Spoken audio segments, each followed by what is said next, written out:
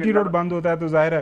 حسن Ayub, latest اطلاعات کیا ہیں؟ یہ مطلب ابھی تک گرفتاری ہو گئی ہے کیونکہ کچھ ٹریس آؤٹ تو ان کو کیا جا رہا ہے لیڈرشپ کو؟ بس اس پر حکومت نہیں مان رہی تو میں کیا کر سکتا ہوں. ٹھیک ہے، بہرحال میں تو یہ بات کروں گا، اس پر میں انسسٹ نہیں کروں گا. ٹھیک ہے جی، وہ گورنمنٹ کہہ رہی ہے کہ جی نہیں گرفتار، تو پھر میں کیوں کہوں کہ وہ گرفتار ہیں. لیکن بہرحال افغانستان کی وزارت خارجہ نے ٹی ایل پی پر بیان دیا، لیکن پہلگام واقعے کی مذمت کر رہے ہیں. اب ٹی ایل پی پاکستان کا اندرونی معاملہ ہے. ٹھیک ہے جی، آپ اس معاملے کے اندر آپ مامے لگتے ہیں، آپ کا تعلق کیا ہے پاکستان کے اندرونی معاملے کے اندر مداخلت کا؟ اور پھر ان کے لیے انڈیا کو بھی بڑا جو ہے وہ پیار جاگ رہا ہے. پھر انڈین کرنسی پاس سے نکل رہی ہے، اور پھر جو وقت ہے کہ دنیا جو ہے وہ امن کے حوالے سے خوشیاں منا رہی ہے، سیلیبریٹ کر رہی ہے.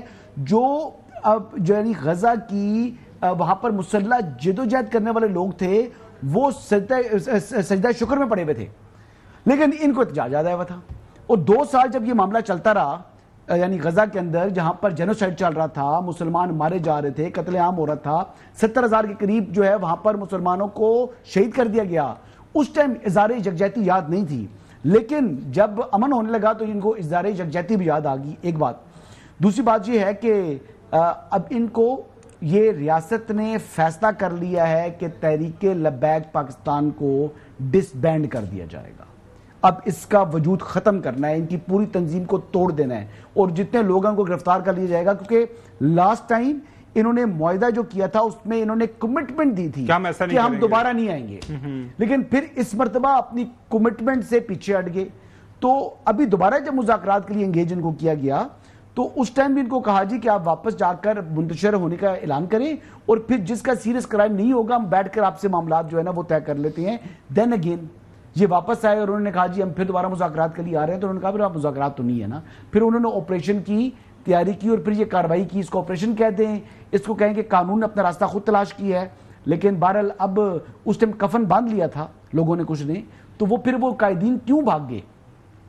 ٹھیک ہے، دیکھیں کیا ہمیں نبی کریم صلی اللہ علیہ وسلم کی ذات سے عشق نہیں ہے؟ کیا ہمارا عقیدے میں وہ کمی ہے؟ کیا ہم مسلمان نہیں ہیں؟ کیا ہم اپنے مسلمان بھائیوں کے غم کے اندر جو ہے شریک نہیں ہوتے ہیں؟ لیکن دیکھیں ہر چیز کا ایک طریقہ ایک ضابطہ ہے. آپ نے اور اب طلال چودھری کو دھمکیاں دے رہے ہیں جی فون کر کے، تو میرے خیال سے یہ مناسب طریقہ کار نہیں ہے. عاشق رسول تو وہ ہیں کہ نبی کریم کی سنت ہے کہ کسی مسلمان کے ہاتھ سے دوسرے مسلمان کو پریشانی نہ ہو. راستے میں پتھر پڑا ہو تو اس کو سائڈ پہ کر دو.